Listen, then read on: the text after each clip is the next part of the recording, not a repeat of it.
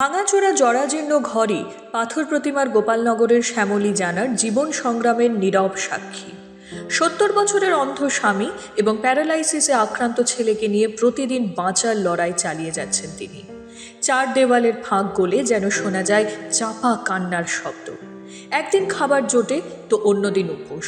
এই অনিশ্চয়তাই তাদের নিত্যদিনের সঙ্গী। স্বামীর চিকিৎসার খরচ আর ভবিষ্যতের ভয়েই বৌমা সন্তানকে নিয়ে আগেই সংসার ছেড়ে চলে গিয়েছে। এই চরম সংকটের সময় শ্যামলী জানার পরিবারের পাশে এসে দাঁড়িয়েছে সুখদোয়ানী মা সারদা মহিলা সমিতির স্বেচ্ছাসেবী সংগঠন আপনজন। সংস্থার তরফে খাদ্য সামগ্রী, ওষুধ ও নিত্য প্রয়োজনীয় জিনিসপত্র তুলে দেওয়া হয়েছে পরিবারের হাতে। পাশাপাশি ভবিষ্যতেও পাশে থাকার আশ্বাস দিয়েছে সংস্থাটি। দেখেনি, আর আমরা খোঁজ পেয়ে এখানে এসেছি ওনাকে আর্থিকভাবে সাহায্য করা, প্রতি মাসে কিছু দেওয়ার জন্য, যাতে উনি ভালোভাবে একটু থাকতে পারেন, যেটি উনি খেয়ে মেখে একটু যদি থাকতে পারেন, তার জন্য আমরা এই সাহায্যটা করছি। ওষুধপত্র ওনাকে দিয়ে এবং প্রতি মাসে 1000 টাকা করে দিয়ে ওনাকে প্রতি মাসে বাড়িতে এসে দিয়ে ওনাকে সাহায্য করবো আমরা। সত্যি এসে দেখলাম আমাদের সঙ্গে কাজ করে সমাজশ্রী, ও ফোন করছিল, ওর মাধ্যমে আমি খবর পেয়ে আজকে আমার গঙ্গাসাগরে প্রোগ্রাম ক্যান্সেল করে এলাম। এসে দেখলাম কষ্টের খুব দুঃখে উনি 500 টাকা করে পায় সারা মাস কাজ করে। এনার ছেলে খুব একদম 99% কি বলবো, শারীরিক প্রতিবন্ধী বয়স্ক মানুষ, উনি চোখে দেখতে পায় না।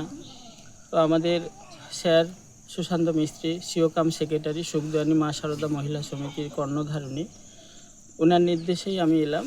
এসে পরিবেশ পরিস্থিতি দেখার পরে ওনাদেরকে এখন কন্টিনিউয়াস 2000 টাকা করে ওনারা যতদিন বাঁচবে ওনার বাড়িতে আমাদের কর্মী দিয়ে পাঠিয়ে দেবো। আজকের অনেক দৃশ্য দেখেছি, আজকের এই দৃশ্যটা খুব কষ্টদায়ক, আমারও নিজের কষ্ট লেগেছে এবং আমরা যারা এখানে আছি প্রত্যেকেরই চোখে জল এসছে।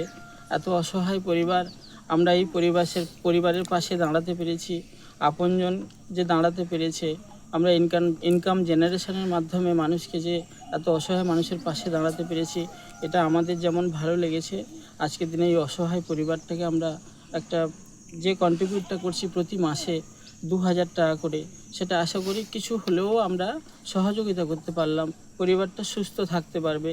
তারপরেও আমাদের কর্মীরা খোঁজ খবরে থাকবে, কোনো কিছু বিশেষ কিছু হলে সেখানেও আমরা কিছু অর্থ দিয়ে সহযোগিতা করব।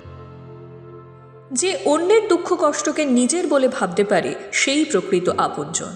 স্বেচ্ছাসেবী এই সংস্থার মানবিক উদ্যোগই হয়তো দারিদ্র্যের কঠিন লড়াইয়ের মধ্যেও শ্যামলী জানার জীবনে এনে দেবে বেঁচে থাকার নতুন আশার আলো।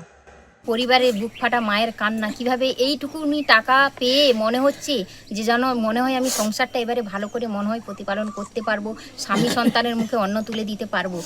এখন দেখার আপনজন মানুষের প্রত্যেকটা কোনায় কোনায় কীভাবে সাহায্যের হাত বাড়িয়ে যায়, তাদের কাছে পৌঁছে যায়।